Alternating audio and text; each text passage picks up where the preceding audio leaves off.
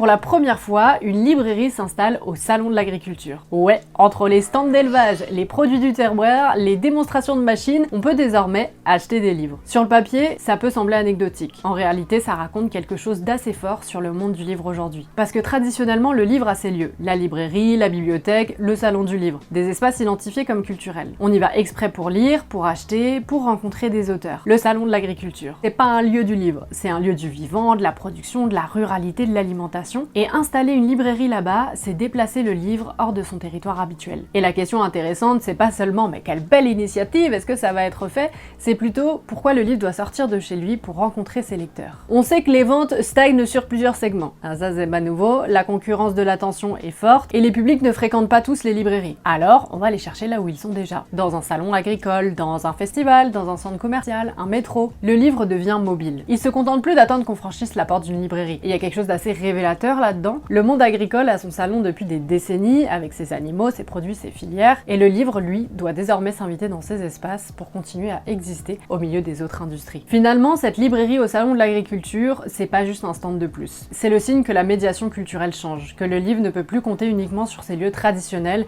il doit circuler, se déplacer et se rendre visible ailleurs. Et peut-être que c'est ça aujourd'hui le vrai défi de l'édition, ne plus seulement publier des livres, mais inventer les endroits où ils peuvent encore être rencontrés.